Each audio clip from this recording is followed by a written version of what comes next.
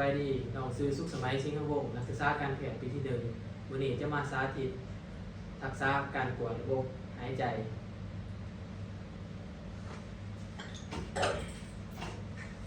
สบายดีขอเองมิสวาสุขสมัยสิงห์วงศ์เป็นนักศึกษาการแพทย์ปีที่1 ขออนุญาตสักถามประวัติด้วยคนเจ็บมีชื่อว่าอย่างไร ซื้อไก่ชื่อไก่พ่อกเนาะอายุจักปี เศร้าเยอะปีอยู่บ้านเลย ว่าทุกว่าไม่ทุกว่าเป็นยังไงจึงเขามาหาเฮาอยู่หมอ ก็เนี่ยมาเรื่อง เจ็บเนี่ยนะเอิกหรอ แม่ มีอาการเจ็บเนี่ยนะเอิกเนาะอาการเจ็บนี่เกิดขึ้นตอนไหนกลางวันหรือกลางคืน ก็คือ เกิดขึ้นกลางคืนลักษณะเจ็บนี่เป็นแบบไหน เจ็บมากแบบเจ็บเป็นบาดเจ็บมากเป็นบาดเนาะเจ็บเทือกลางคืนนี่เทือนึงบอกหรือว่าหลายเทือ เจ็บมาประมาณ2 เทื่อ 2 เทือเนาะเฮ็ดยังจริงน้องได้เฮ็ดยังจริงว่ามีอาการเจ็บขึ้นแฮง เพราะว่าคืนนี้นอนเลิกเนี่ยเลยก็ลูกไปอาบน้ำบุรีมาเจ็บมา โอ้ลูกไปอาบน้ำเจ็บเนาะแล้วน้องเฮ็ดจังได๋ที่ว่าอาการของน้องจะลดผ่อนลงอาการเจ็บ บุรีมาอาบน้ำบุรีมาบ้านนอนบุรีมานอนตุ่มวงมาไข้แน่ผมเลยมานอนเลย แล้ว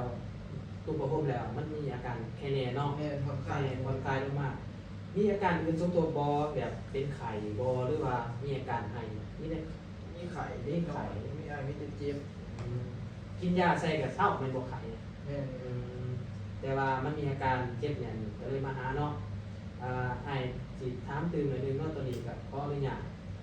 ผ่านมานี่น้องเคยมานอนห้องหมอบ่หรือว่าไปกวดที่บนอื่นแต่บ่ โบเคย บ่เคยเนาะ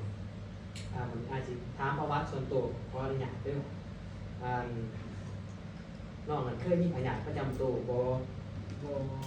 บ่มีบ่ แม่ มีแต่ไข้หนาวธรรมดาเนาะ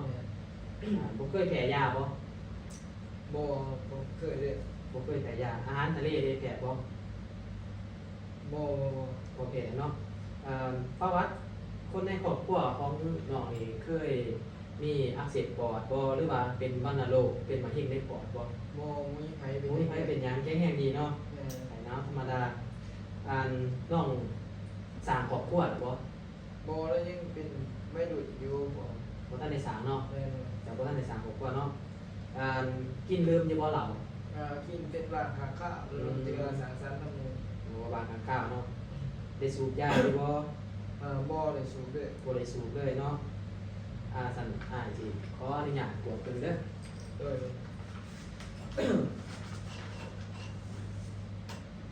หลังจากเฮาสักถามประวัติคนเจ็บแล้วเฮาจะเข้าสเต็ปการกวด4สเต็ปของการกวดระบบหายใจเนาะนี่สังเกตดูคำพอฟังในการสังเกตนี่เฮาจะต้องสังเกตเบิ่งอย่างเบื้องตา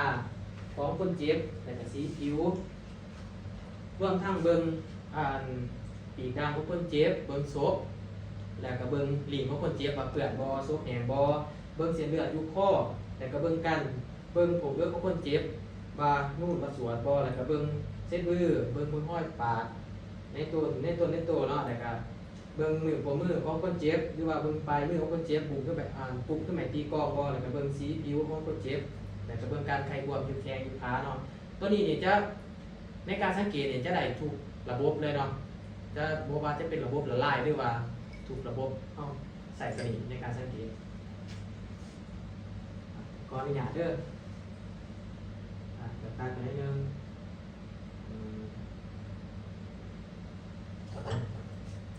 ปากอะไรบ่เบิ่งสดเบิ่งดีโอเคหลังจากที่ว่าเฮาอันนี้แล้วเนาะเฮ็ดการสังเกตแล้วเฮาก็จะมาลูบคำพุ่นเนาะในการลูบคำนี่เฮาจะใส่ตัวฟ้ามือของเฮานี่ลูบบริเวณหลังของคนเจ็บหรือว่าถึงอยู่บระหว่างปอดเนาะเพื่อเบิ่งการสั่นของปอดสองข้างเนาะใส่ฟ้ามือของเฮาหรือว่าหลังมือก็ได้เนาะแล้วก็บอกว่าคนเจ็บนับ1หอด7หรือว่าหอด10ก็ได้ คนเจ็บนับ1 2 3 4 5 6 7ให้เด้อ 1 2 3 4 5 6 7 นับอีกเด้อ 1 2 3 4 5 6 7 หลังจากนั้นเฮาก็สิมาอ่านเบิ่งว่าการขยายของปอดดีหรือบ่เนาะการหดหรือว่าการขยายของปอดโดยเฮาจะใส่มือของเฮาสองข้างมาจับเอาลุมปอดเนาะคือเดินว่าเฮาจะแทกจากกระดูกที่9 5ที่10เนาะโดยการเอาใส่ตัวมือเฮาจับเข้าแล้วให้คนเจ็บหายใจเข้าเรื่อยๆเนาะหายใจเข้าเรื่อยๆเด้อ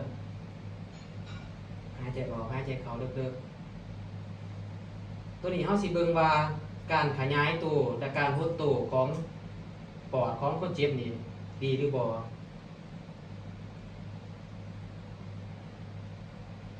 ได้แล้วคือว่าเฮาเฮ็ดไปแล้วนี่มีสังเกตมีรูปคำเนาะบัดนี้เฮาจะมาเคาะในการเคาะนี่เฮาจะใส่มือแบบที่บ่ถนัดเองเขาจะใส่มือเบื้องที่บอถนัดว่างลงใส่จอมปอดของคนเจ็บเนาะแต่ก็เ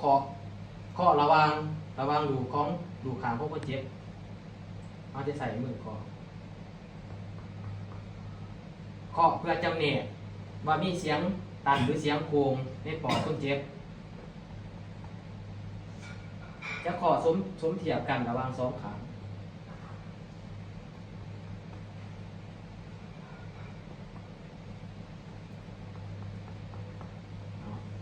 หลังจากที่เขาก่อแล้วเนาะเขาก็จะมาฟังในการฟังปอดีจะให้คนเจ็บหายใจเข้าลึกๆเนาะเป็นจังหวะ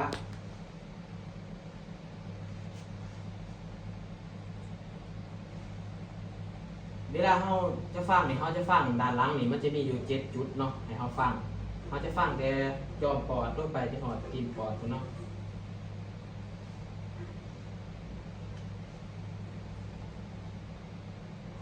ให้จะ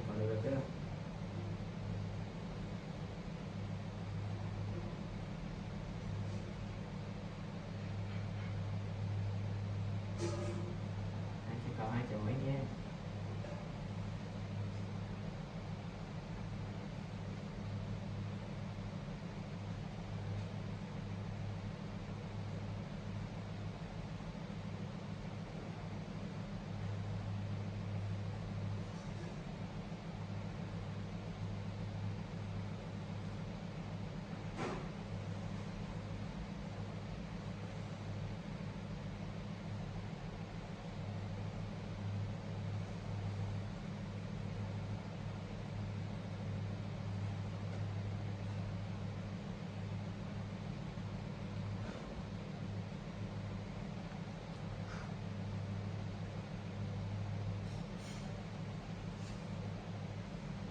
หลังจากที่เขาฟังเรียนเขาสามารถบันทึกใส่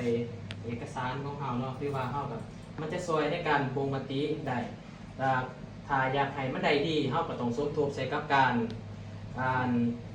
ถ่ายเอ็กซเรย์ในการกวดเลือดเนาะการสีจบเพียงสนิทเนาะรักษาการกวดระบบหายใจ